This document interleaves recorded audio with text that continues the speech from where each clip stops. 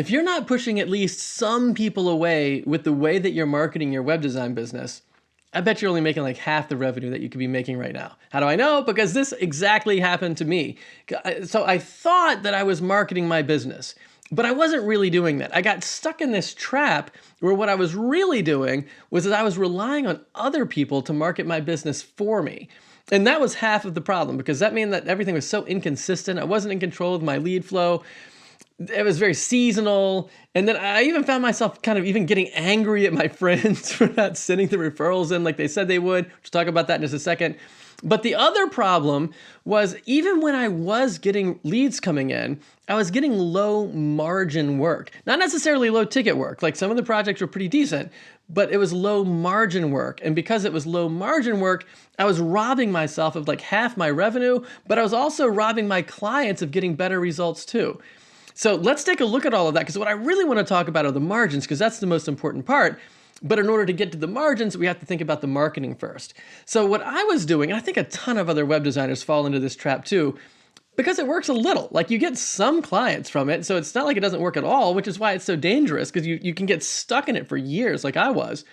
But what I was doing was, I thought that I was like selling the experience of working with me. Like, I have a high level of skill, I'm really ethical with my billing, I answer the phone all the time, I care a lot. It's like all of the stuff that goes into having a good experience working with me was really important to me. And I thought what that meant was my clients would then, kind of be my sales team out and about. And anytime they heard about anybody who wanted a website, they ought to say, oh, you ought to go work with Lee, he'll do a great job.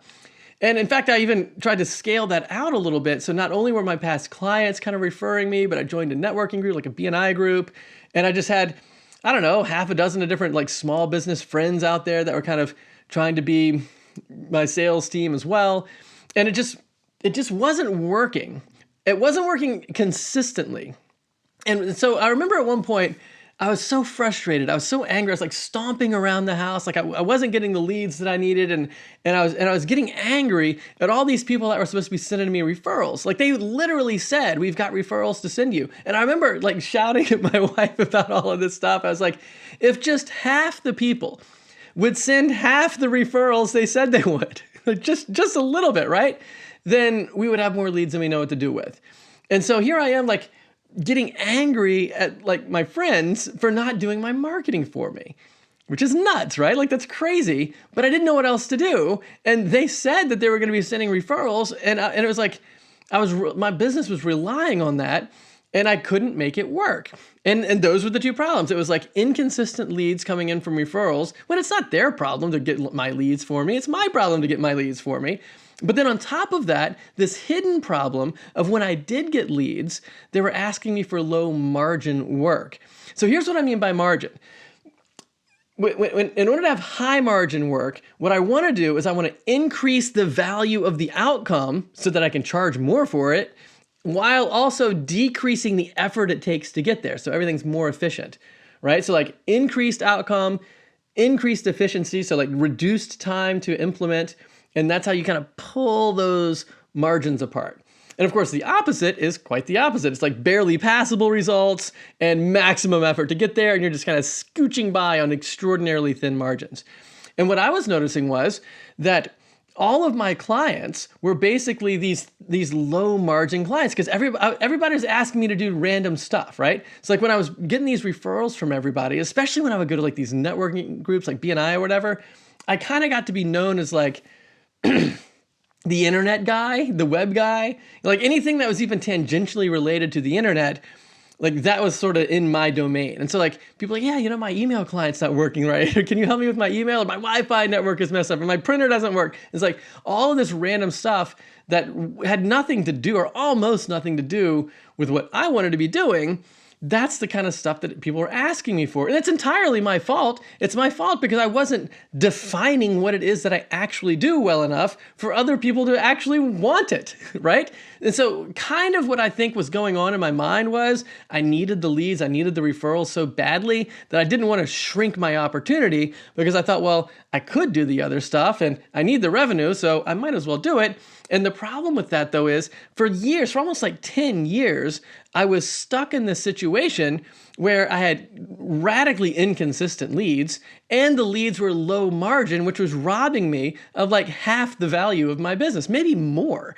And so I had to switch it. And as soon as I flipped the switch, I really feel like that was the switch that made me feel like I actually had a business. As soon as I got in control of generating my own leads and I was attracting ideal clients that would repeatedly ask me for the same kind of thing so that I could actually get better at what I was doing and I could scale and become efficient, that's really what changed everything for me, because that's really what started to bring the margins of my work up. And high margin work is good for me because like I'm getting really great results, and the better the results are, the more I can charge for it. But also I was getting really efficient, and so it's taking me less and less time to actually do the work, which meant I could do more of it. So I can do more of the work that I can charge more for, which is why you can probably more than double your revenue by switching your jobs to high margin work. But it's also better for the clients too, because with high margin work, what this means is they're getting like top-notch professional results. Like they're getting exactly what they want, and they're getting it faster than they otherwise would if they went to somebody doing low margin work. So like I'm making more money, they're getting better results, everybody's winning because of the high margin work. So then you think, well, how do you get high margin clients? And it's a change in the marketing. And so the idea was, so basically in order to get low margin work, you basically get people to send you random referrals all the time where everybody asks you to do different kinds of stuff each time. Then you have to go out there and like learn how to do it. Like, so you're doing all this research to try to get your skills up to at least barely passable level. And then once you finally learn how to at least do a decent job at something, then you never do that again. You just get another random lead and you just kind of keep cranking that process out where you become this jack of all trades, but you never really get to reuse any of your skill set, and you just kind of do this low margin work forever.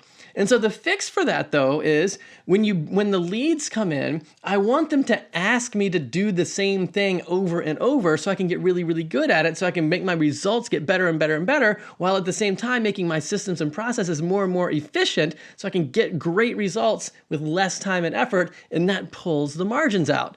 Of course, that's exactly what I wanted, but in order to do that, I had to do 3 things in order to pull off high margin clients. And the first thing I had to do is I had to define the offer, because what I used to do was I would just go out there and be like the random web guy or whatever, and consequently, no one knew what I really did, and so they couldn't ask me for what I wanted them to ask me for. So I had to figure out, well, how do I define what I'm really doing? I had to create a very specific offer for a target audience. So I started to say things like, hey, if you've got a local business and you do in-person interactions with your clients and you need more leads from within driving distance of your location, I've got a done-for-you lead generation platform to fix that exact problem. And so now I'm beginning to push away some people, like for example, e-commerce only, Shopify style businesses, stuff like that. I was like, that's not really my forte right now. That's not what I'm focused on. And definitely not like Wi-Fi networks, printers, and email clients or whatever. It's like, I do local lead generation for business owners that need to pull in clients from within driving distance of their location. If that's you, we should talk. And so do you see how that kind of defines an audience and an outcome? And then if people are like, yeah, I have a local business like that, I'd love to get more traffic into my business, that's exactly what I want to do. And so like, I'm telling them a thing that they can actually want. Like they can understand, like people that have never worked with me who don't know me can understand what it is that I do well enough to want it, you know? Because like if they can't understand it well enough to want it, they can't ask you for it.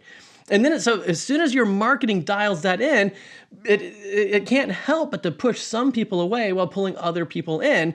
And that's how you know if you're actually doing marketing for your business. Like we said in the very, very beginning, like if your marketing is not pushing at least some people away, I guarantee you're not making nearly as much money as you could be making if you change the way that you get your leads.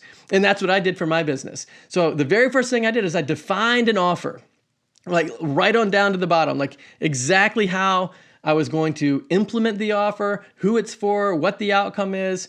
And a really good example is just doing done-for-you lead generation for local businesses who need to get clients from within driving distance of their location. And I've got a whole system where it's like web design, branding, hosting, maintenance, various forms of marketing and lead generation and traffic building, like the whole thing, like right on down to the bottom. So I had a well-defined offer and a really easy way to communicate it with people so they could know exactly what it was, so they could want it.